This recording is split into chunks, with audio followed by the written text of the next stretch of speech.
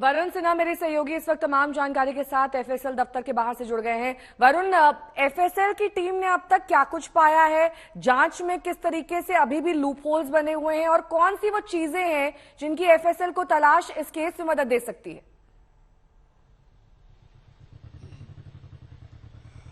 देखिए, दिल्ली पुलिस बहुत सारे साक्ष्यों को इकट्ठा करने का प्रयास कर रही है पिछले कुछ दिनों से, और शायद पॉलीग्राफ टेस्ट में और नार्को टेस्ट में इन्हीं सवालों के जवाब दिल्ली पुलिस ढूंढती हुई नजर आएगी। कल करीब 3.5 घंटे तक जो है वो आफ्ताब एफएसएल की इसी लैब में रहा। 6 बजे करीब आया, उसके बाद उसके प्री टेस्ट हुए और उसके बाद करीब 18 से ज्यादा सवालों को जो है वो जवाब उसको देने पड़े। अब ये एक पूरा एक प्रोसेस होता है। आज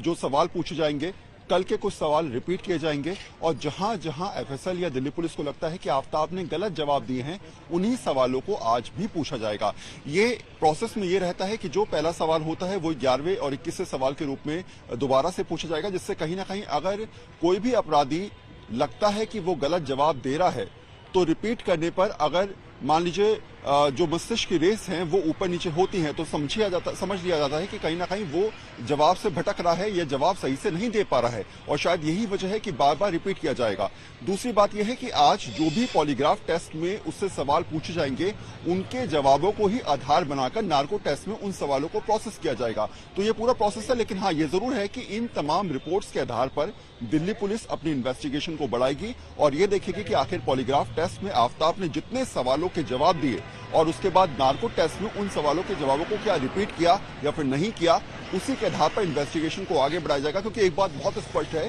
कि ये सारी चीजें बिखरी हुई हैं। 6 महीने के अंतराल में जितने आफ्ताब बयान दे रहा है, कई बार अपने बयानों से मुकर भी रहा है, कई बार नई नई लोकेशंस बता रहा है। ऐसे में दिल्ली पुलिस के पास इस समय 68 से ज्यादा लोकेशंस हैं जहां पर लगातार छानबीन की जा रही है। इसलिए इन लोकेशंस पर आफ्ताब की मौजूदगी कब कब रही, क्या आफ्ताब वहां पर गया था, वहां पर वो कितना समय रुका था, और उन तमाम चीजों को इन्वेस्टिगेशन से जोड़ने के लिए पॉलीग्राफ टेस्ट और नार्को टेस्ट जरूरी है, जिसके जरिए इन्वेस्टिगेशन को आगे बढ़ाया जा सके। साथ ही वरुण, जब किसी केस से जुड़ा हुआ सवाल किया जाता है तो ये केस स्पेसिफिक होता है, लेकिन कई सवाल जनरल भी होते होंगे जो इस पॉलीग्राफ टेस्ट में काम आते होंगे, जो सभी तरह के मर्डर के मामले में इस्तेमाल किए जाते हों। ऐसी टेक्निक होती है या फिर इससे अलग?